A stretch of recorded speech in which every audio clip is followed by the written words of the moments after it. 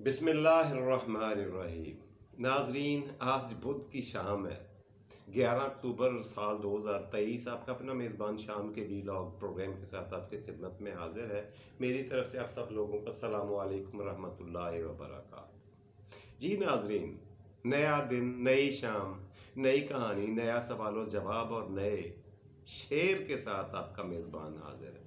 کہانی جو آپ کی خدمت میں پیش کرنے جا رہا ہوں، کہانی کوئی بھی دلچسپی سے خالی نہیں ہوتی، لیکن آج کی کہانی حقیقی بھی ہے، اصلی بھی، اور مکتوب بھی ہے، لکھی ہوئی بھی ہے، کتاب میں درج ہے، اور لکھنے والے یہ سوانح عمری ہے، بایوگرافی ہے کتاب میرے پاس۔ لکھنے والے صاحب ہیں، بہت مشہور ہیں، عالم دین تھے، اور عالم دین سے بڑھ کر یہ بہترین مبلغ تھے۔ ان کے پاس طرز خطابت کمال کا تھا، یعنی تقریر کرنے کا فن، لوگوں کو سمجھنے، سنانے اور سمجھانے کا فن۔ ناظرین، یہ ہر بندے کے پاس نہیں ہوتا۔ ان صاحب کے بارے میں کہا جاتا ہے کہ یہ عالم دین ہونے کے ساتھ ساتھ، دیندار آدمی ہونے کے ساتھ ساتھ، مسلمان، باعمل مسلمان ہونے کے ساتھ ساتھ، مسلمان ہونا اور بات ہے اور باعمل ہونا اور چیز، یہ بہترین مقرر تھے، تقریر کرتے تھے، سحر طاری ہو جاتا تھا سننے والوں پہ، مجمع بہت بڑھ جاتا تھا۔ جہاں ان کی تقریر ہوتی تھی، ایک ہفتہ پہلے وہاں پہ انتظامات شروع ہو جاتے تھے۔ لوگ ان کو سننے کے لیے، ان کی باتیں، ان کی تقریر سننے کے لیے دور دور سے سفر کر کے پہنچا کرتے تھے۔ بس ایک دفعہ پتہ چل جائے کہ مولانا صاحب تشریف لا رہے ہیں تقریر فرمانے کے لیے، اور یہ واقعہ پاکستان بننے کے 10 سال بعد کا، جو انہوں نے اپنی کتاب میں درج کیا ہے۔ لکھاری کا نام سن لیں جی، محمد امین صفدر، اوکاڑوی، مولانا محمد امین صفدر اوکاڑوی، یعنی اوکاڑا کے رہنے والے تھے، اس نام سے مشہور تھے، مولانا محمد امین صفدر اوکاڑوی۔ اپنی کتاب میں بڑا مزیدار کہانی ایک لکھی ہے انہوں نے، اپنی خود نوشت میں، اپنی سوانح عمری میں، بایوگرافی میں، کتاب میں کہتے ہیں، ایک دفعہ بہت سارے جلسوں میں میں نے تقریریں کری زندگی میں، بہت سارے علاقوں میں، پاکستان کے قیام کے بعد بہت سارے علاقوں کا میں نے سفر کیا، تقاریر کی، محفلوں کا انعقاد کیا، اور سیرت طیبہ صلی اللہ علیہ وسلم کی تعلیم و ترویج میں تھوڑا سا اپنا حصہ ڈالا۔ خیر، کہانی لمبی ہے، میں نے آپ کو مختصر کر کے چند منٹوں میں آپ کی خدمت میں پیش کرنی ہے۔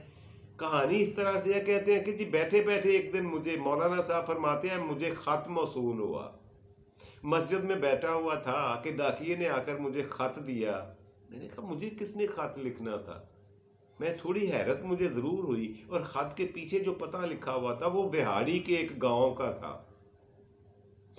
وہاڑی ایک شہر ہے پاکستان کا، اس کے گرد و نواح میں ایک گاؤں ہے بہت بڑے لیول کا، جس میں کافی ساری آبادی تھی، وہاں سے وہ خط لکھا گیا۔ خط لمبا چوڑا تھا، وہیں پہ بیٹھے بیٹھے مصلے پہ انہوں نے خط کو کھولا، پڑھنا شروع کیا۔ اب وہ خط پورے کا پورا انہوں نے اپنی کتاب میں لکھا ہے، بتانے کی ضرورت نہیں ہے، میں آپ کو خاص چیز اس کی بتاتا ہوں۔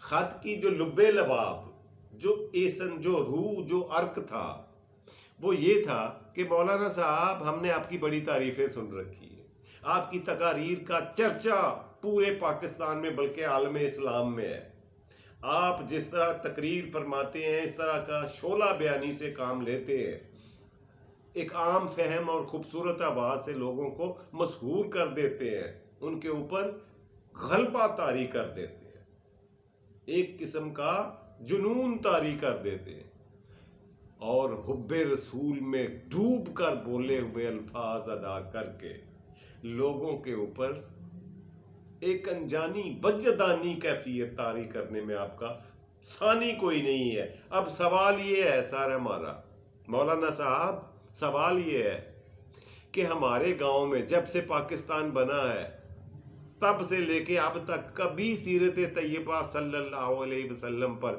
کوئی مجلس منعقد نہیں ہوئی، کوئی محفل، کسی محفل کا انعقاد سرے سے ہوا ہی نہیں۔ ہم نے آپ کی شعلہ بیانی، آپ کی جو شہرت ہے اس کا پوری دنیا سے، پورے لوگوں سے زبانی کلامی سنا ہوا ہے۔ کیا ہی اچھا ہو کہ آپ ہمارے غریب لوگوں کے گاؤں میں تشریف لائیں اور ہمیں بھی یہ شرف بخشیں۔ ہم سب لوگ مل کر آپ ایک محفل کا انعقاد کرنا چاہتے ہیں جس میں کہ آپ کی تقریر ہو، آپ کا بیان ہو، اور اس کا عنوان ہو سیرت طیبہ صلی اللہ علیہ وسلم۔ مولانا صاحب فرماتے ہیں، میں نے خط کو بغور اور تفصیل کے ساتھ پڑھا، لوگوں کی محبت کا، لوگوں کے خلوص کا، لکھنے والوں کی چاہت کا عالم میں نے دیکھا کہ میرے سے انکار نہ ہوا، اور وہیں بیٹھے بیٹھے میں نے جوابی خط تحریر کر دیا اور ان کو ایک تاریخ بتا دی اور وقت بتا دیا، لکھ بھیجا کہ فلاں مہینے کی فلاں تاریخ کو فلاں وقت پر یہ خادم آپ کی خدمت میں حاضر ہو جائے گا، آپ تیار رہیے گا، آپ جلسے کی تیاری کریں، محفل کا انعقاد کریں، میں پہنچوں گا ہر حالت میں بشرط زندگی، اگر میں زندہ ہوا تو، اگر اللہ کو منظور ہوا تو انشاءاللہ العزیز میں دیے ہوئے وقت پر، دیے ہوئے دن پر اور دیے ہوئے مہینے کے مطابق پہنچ جاؤں۔ مولانا صاحب لکھتے ہیں کہ وہ وقت، وہ دن، وہ مہینہ آ گیا، میں نے اپنے وعدے کے مطابق گھر سے اپنا سفر شروع کر دیا، بس پہ بیٹھا اور میں آ کر وہاڑی کے لاری اڈے میں اترا۔ وہاں سے میں نے پتہ کیا، انہوں نے بولا کہ جی یہاں سے ایک بس، لوکل بس جاتی ہے اس گاؤں کو، اور وہ آپ کو گاؤں سے تقریباً 5 کلومیٹر دور اتار دے گی۔ وہاں سے تانگے جاتے ہیں گاؤں میں۔ لکھتے ہیں مولانا صاحب محمد امین صاحب، لکھتے ہیں کہ جی جب میں اسی طرح سے لوگوں کے بتائے ہوئے راستے اور طریقے کے مطابق چلتا رہا، اپنا سفر طے کرتا رہا، جب میں جا کر سٹاپ پر اترا، میں نے تانگے کی طرف رخ کیا تو بہت سارے لوگ میرے استقبال کے لیے وہاں کھڑے تھے، وہاں جمع تھے۔ مجھے انہوں نے اپنے پیر کی طرح، کسی بڑی معتبر اور متبرک ہستی کی طرح میرا استقبال کیا، مجھے اپنی آنکھوں کو میرے لیے فرش راہ کیے ہوئے تھے، انتظار کر رہے تھے پتہ نہیں کب سے کہ مولانا صاحب، مجھے دیکھ کر خوشی بھی ہوئی اور حیرت بھی، اور ان کے شوق کا ادراک بھی ہوا، اندازہ بھی ہوا کہ وہ کتنی محبت کرتے ہیں میری ذات سے، تو کیا کرنی ہے، سرور کونین، فخر موجودات، تاجدار ختم نبوت، وجہ تخلیق کائنات، سرکار مدینہ حضرت محمد مصطفیٰ احمد مجتبی صلی اللہ علیہ وآلہ وسلم کی شان پر تقریر اور بیان سننے کی۔ مولانا صاحب فرماتے ہیں کہ میں نے بھی مسکرا کر ان کے استقبال کا شکریہ ادا کیا۔ مجھے انہوں نے فوری طور پر ایک لفافہ تھمایا۔ میں نے کہا یہ کیا ہے؟ انہوں نے کہا مولانا صاحب، ہم دست بستہ آپ سے معافی مانگتے ہیں، یہ آپ کا آنے جانے کا خرچہ اور کرایہ ہے اس لفافے میں، برائے مہربانی آپ یہیں سے واپس تشریف لے جائیں۔ مولانا لکھتے ہیں کہ وجہ بتا سکتے ہو؟ انہوں نے کہا جی بتا سکتے ہیں، لیکن آپ کر بھی کیا لیں گے، وجہ بتا دینے سے کیا ہوگا؟ مولانا صاحب نے ضد کر کے وجہ پوچھنے پہ زور دیا۔ آخر کار لوگوں میں سے ایک جو معتبر نمبردار تھا وہ کھڑا ہوا اور اس نے کہا مولانا صاحب بات یہ ہے کہ ہمارے پنڈ کی 90% آبادی غیر مسلموں پر مشتمل ہے، 90% لوگ جو ہیں وہ غیر مسلم ہیں، انہوں نے ظاہر ہے وہ طاقتور ہیں، گنتی میں بھی، تعداد میں بھی اور ملکیت میں بھی، انہی لوگوں کے رقبے ہیں پنڈ کے چاروں طرف، انہی کے کاروبار ہیں، انہی کی فیکٹریاں ہیں۔ ہم غریب لوگ ہیں جو 10% ہیں مسلمان، اور انہوں نے ہمیں دھمکی دی ہے کہ اگر تم نے اس طرح کا جلسہ اپنے گاؤں میں، اس گاؤں میں منعقد کروایا تو تمہیں نقل مکانی پہ، یہاں سے ہجرت کرنے پہ، یہ اس گاؤں سے دفع ہو جانے پہ مجبور کر دیا جائے گا۔ اگر نہیں جاؤ گے تو تمہیں بے عزت کر کے، تمہاری ماؤں بہنوں کی عزتوں کو پامال کر کے تمہیں یہاں سے نکالا جائے گا، اگر تم نے اس جلسے کی، اس محفل کا انعقاد کروایا۔ مولانا صاحب لکھتے ہیں، پھر میں نے وہ لفافہ واپس کیا شکریہ کے ساتھ اور بولا، جواب میں نے یہ دیا، اگر بات صرف آپ لوگوں کی ہوتی تو میں چلا جاتا، اگر بات صرف میری جان کو خطرے تک ہوتی تو میں چلا جاتا، اب بات آ گئی ہے عزت و ناموس سرور کونین صلی اللہ علیہ وسلم کی۔ اب سوال آ گیا ہے وہاں پہ، اب عزت درپیش ہے ان کی جن کی وجہ سے اللہ پاک نے تخلیق کائنات کا عمل کیا۔ اب یہ ممکن نہیں ہے کہ میں یہ جلسہ، یہ تقریر، یہ مجلس کا انعقاد کیے بغیر واپس چلا جاؤں، تو روز محشر کیا جواب دوں گا اللہ کو، اللہ کے رسول صلی اللہ علیہ وسلم کو؟ کیا شکل دکھاؤں گا، کیا بتاؤں گا کہ میں ڈر کر وہاں سے آ گیا تھا، اپنی جان کے خطرے کی وجہ سے وہاں سے لوٹ آیا تھا؟ نہیں، ایسا نہیں ہوگا۔ چلو آپ میرے ساتھ حویلی میں بیٹھتے ہیں۔ ساتھ ہی ایک حویلی تھی، انہوں نے کہا یہ مسلمانوں کی ہے۔ لوگوں نے کہا جی ہاں۔ اس حویلی میں جا کر سارے لوگ بیٹھے، مولانا صاحب کو چارپائی پہ بٹھایا اور خود زمین پر بیٹھ گئے۔ مولانا صاحب نے کہا یہ مناسب نہیں ہے۔ میں نے چارپائی اٹھوانے کا حکم دیا اور خود بھی ان کے ساتھ زمین پر بیٹھا، اور میں نے ایک ہی سوال کیا۔ ان کے چہرے پر اتنا خوف تھا، اتنی ہیبت طاری تھی کہ سرکار آپ تو جلسہ کر کے چلے جائیں گے، یہ لوگ ہماری ماؤں بہنوں کی عزتیں تار کر دیں گے، تار کر دیں گے، یہ ہمیں پنڈ چھوڑنے پر، گاؤں سے نکلنے پر مجبور کر دیں گے۔ مولانا صاحب نے کہا حوصلہ رکھو، ہمت رکھو، میری بات سنو غور سے، یہ بتاؤ مجھے صرف ایک بات کا جواب دو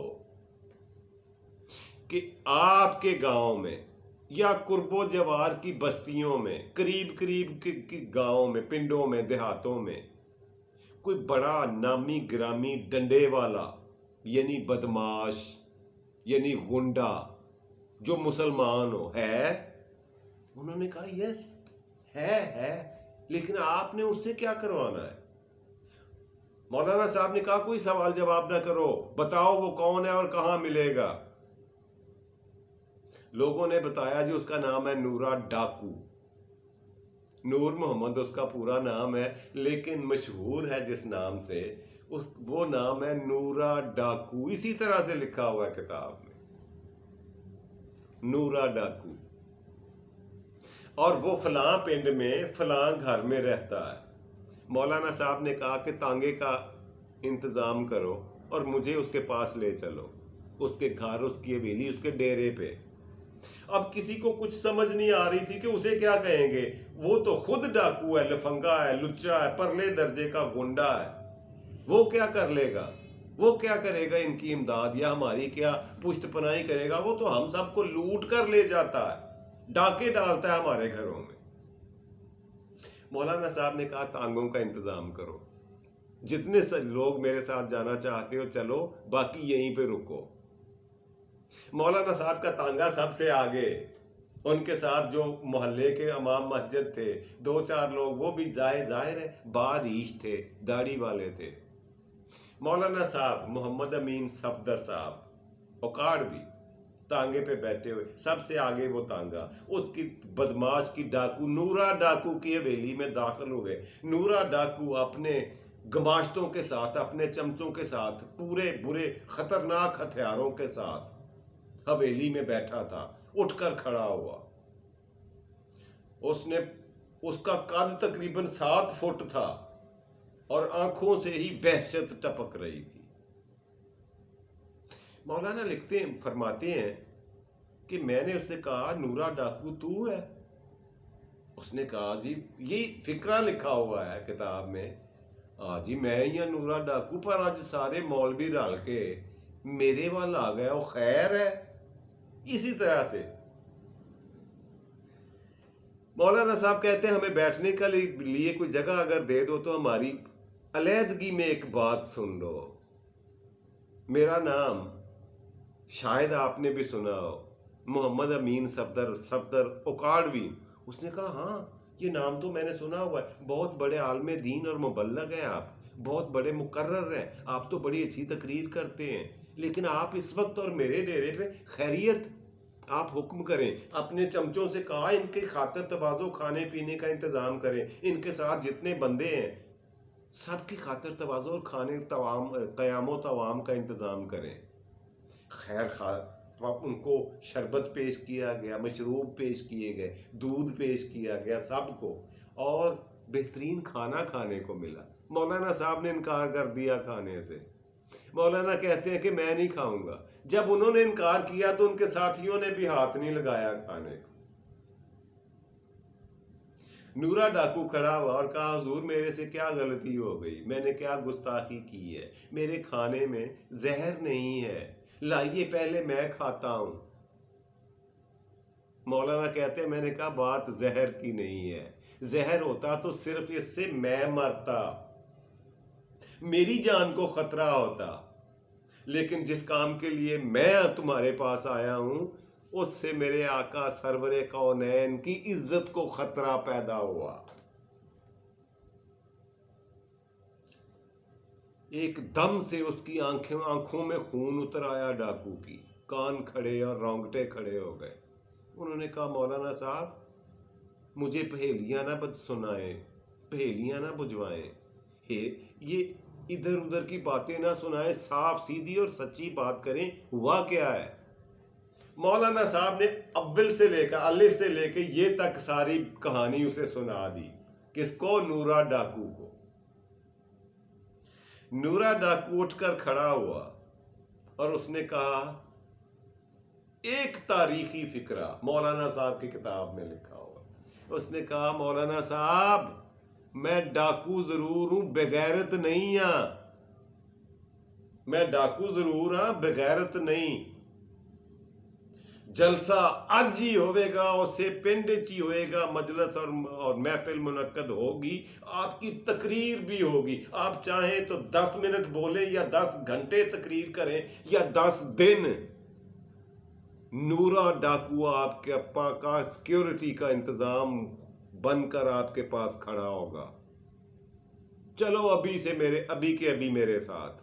سارے لوگ چل دیے پنڈ کو اور مقررہ وقت پر مسجد میں جلسے کا اہتمام ہوتا ہے اسی پنڈ میں. نورا ڈاکو وہیں پہ سر پہ کھڑا رہا اور تقریر جلسے کا آغاز ہونے سے پہلے لاؤڈ اسپیکر پر اس نے خود اعلان کیا. اس نے کہا گاؤں والوں سن لو، میرا نام نورا ڈاکو ہے، میں سرور کونین تاجدار مدینہ، تاجدار ختم نبوت، وادی والی سینہ کی سیرت طیبہ کا جلسہ اور محفل منعقد کروانے آیا ہوں. جس کو اپنی جان سے پیار نہیں ہے وہ روکنے کے لیے آ جائے، میں یہاں پہ موجود ہوں، روک کر دکھاؤ. اب کیا تھا، لوگوں کو پتہ چل گیا. کہتے ہیں انہوں نے بتایا لوگوں نے، مسجد میں بیٹھے ہوئے لوگوں نے، کہ یہ وہ شخص ہے جس کے نام سے تھر تھر کانپتے ہیں پورے علاقے کے لوگ، بڑوں سے لے کر چھوٹوں تک، چودھریوں سے لے کر کاریگروں تک، مزدوروں تک. لوگ اس کے نورا ڈاکو کے نام سے ڈرتے ہیں. اس کے سامنے کون آئے گا؟ مولانا صاحب کہتے ہیں میں نے تقریر کی اور جی بھر کے کی، لوگوں نے سنا اور دل و جان سے سنا. میں نے تقریر ختم کی اور میں نے نورا کا شکریہ ادا کرنا چاہا مگر اس نے ہاتھ باندھ لیے. کہنے لگا حضور مولانا صاحب جب سے پیدا ہوا ہوں آج تک اللہ کا کوئی حکم نہیں مانا، کسی پہ عمل نہیں کیا، میرے لیے دعا کیجیے گا. مولانا صاحب نے کہا ٹھیک ہے، اجازت چاہیے. واپس چلے گئے اپنے گاؤں ادھر اوکاڑا میں. مولانا لکھتے ہیں کہ کچھ عرصہ گزرا، تقریباً 2 مہینے کا عرصہ ٹائم فریم گزرا. میں مسجد میں بیٹھا ہوا، جمعے کا دن تھا، خطبے سے فارغ ہوا، نماز پڑھنے کے بعد سارے لوگ چلے گئے اور ایک آدمی وہاں پہ بیٹھا ہوا تھا۔ اس کے ہاتھ میں تسبیح تھی اور منہ پر خوبصورت داڑھی اور سر پر امامہ، پگڑی، بڑا نورانی چہرہ اور بہت بڑی قد و قامت کا مالک۔ میں نے کہا کوئی مسافر لگتا ہے۔ میں نے اس کے پاس بیٹھ کر پہلے تو پوچھا، بھائی کون ہو آپ؟ مسافر ہو؟ کہاں سے آئے ہو؟ کہاں جانا ہے؟ آپ کے لیے کھانے کا، رہائش کا انتظام کروں؟ لیکن اس نے کوئی جواب نہیں دیا، اور میں نے غور سے اس کی طرف دیکھا تو اس کی آنکھوں سے لگاتار آنسو بہہ رہے تھے۔ میں نے جا کر اس کی پیٹھ پہ ہاتھ پھیرا۔ میں نے کہا اپنی بات بتاؤ، اپنی بپتا، اپنی مشکل، اپنی مصیبت میرے سامنے رکھو۔ اللہ نے کوئی ایسا مسئلہ پیدا نہیں کیا جس کا حل کوئی نہ ہو۔ اللہ کی رحمت سے مایوس نہ ہوا کریں، یہ گناہ ہے۔ لا تقنطوا من رحمت اللہ۔ اور زور سے رونا شروع کر دیا اس بندے نے، اور کہا مولانا صاحب آپ نے مجھے پہچانا نہیں ہے شاید۔ مولانا کہتے ہیں نہیں، میں نے آپ کو پہچان نہیں سکا، معافی چاہتا ہوں، معذرت خواہ ہوں۔ کہنے لگا حضور میں نورا ڈاکو۔ اللہ اکبر۔ نورا ڈاکو میرا نام ہے۔ آج سے 3 مہینے پہلے آپ ہمارے پنڈ میں آئے تھے، فلاں پنڈ میں۔ میں سارا قصہ سمجھ گیا۔ میں نے کہا تو تم اس حالت میں جس حلیے میں میرے سامنے بیٹھے ہو؟ اس نورے نے کہا، ڈاکو نے کہا، مولانا صاحب اس رات جا کے میں جب اپنے ڈیرے پہ سویا ہوں، آپ کو روانہ کرنے کے بعد، آپ کو الوداع کہنے کے بعد، تو مجھے خواب میں وہ ہستی نظر آئی، اللہ کے محبوب صلی اللہ علیہ وسلم کی زیارت ہوئی۔ مجھے کہا نورے آج تم نے میری عزت کے میرے نام پر پہرا دیا ہے، میں اور میرا اللہ تم پر خوش ہو گئے۔ آج سے پچھلے تمہارے سارے گناہ اللہ سبحانہ و تعالیٰ نے معاف فرما دیے ہیں۔ یہ وہ الفاظ تھے نورا کے، یہ بتاتے ہوئے وہ اور بھی چیخ چیخ کر رونے لگ گیا۔ وہ کہنے کے جب پھر ایک دفعہ ہمت کر کے بولا کہ مجھے تو آج ہی پتہ ہی اب چلا ہے، ساری عمر گوا لینے کے بعد، کہ حب رسول ہی اصل زندگی ہے، اللہ کے محبوب سے محبت ہی اصل کرینہ اور طریقہ حیات ہے۔ مولانا صاحب کہتے ہیں میں نے اسے مبارکباد دی۔ میں نے کہا نورے تمہیں وہ مقام ملا ہے جو میرے جیسے گناہ گاروں کو آج تک نہیں ملا، جو زیارت تمہیں ہوئی ہے مجھے ابھی تک نہیں ہوئی۔ ساری عمر نمازیں پڑھتا رہا ہوں، روزے رکھے ہیں، کوئی ہر طرح سے کے گناہوں سے بچنے کی کوشش کی ہے، مگر میں ابھی تک محروم ہوں اور تو بازی لے گیا۔ یہ تھی جی وہ کہانی، یہ تھا وہ واقعہ جو مولانا صاحب نے اپنی کتاب میں لکھا اور میں نے آپ کی خدمت میں پیش کر دیا۔ امید ہے آپ کو اچھا لگا ہوگا۔ آپ کی معلومات میں اضافہ کرنے کے لیے پروگرام کے اگلے سیگمنٹ کی طرف بڑھتے ہیں، اور وہ ہوا کرتا ہے آج کا سوال اور جواب۔ اچھا چلیے اسلامیات سے جب سوال پوچھ لیتے ہیں، یہ بتائیں کہ دنیا میں ایک ایسی لکڑی ہو گزری ہے جس کے بارے میں کہا جاتا ہے کہ یہ جنت کی لکڑی ہے، وہ کون سی لکڑی ہے جسے جنت کی لکڑ کہا جاتا ہے؟ جی ناظرین، حضرت موسیٰ علیہ السلام کا عصا، لاٹھی، اس کو کہا جاتا ہے یہ جنت کی لکڑی ہے۔ جی ناظرین، بڑھتے ہیں آج کے پروگرام کے تیسرے آخری آپ کے فیوریٹ اور مزیدار سیگمنٹ کی طرف، اور وہ ہوا کرتا ہے آج کا شعر۔ کیسے بتاؤں اے آنکھ سے نکلے ہوئے شخص، کیسے بتاؤں تمہیں اے آنکھ سے نکلے ہوئے شخص، تیری نقل مکانی نے مار ڈالا ہے مجھے، تیری نقل مکانی نے مار ڈالا ہے مجھے۔ خوش رہیں جی، اس کے ساتھ ہی اپنا پروگرام ختم کرنے کی اجازت دیجیے۔ انشاءاللہ العزیز بشرط زندگی اگلی دفعہ پھر آپ کی خدمت میں حاضر ہوں گا۔ اپنا اور اپنے پیاروں کا ڈھیر سارا خیال رکھا کریں۔ فی امان اللہ، رب راکھا اور پاکستان زندہ باد۔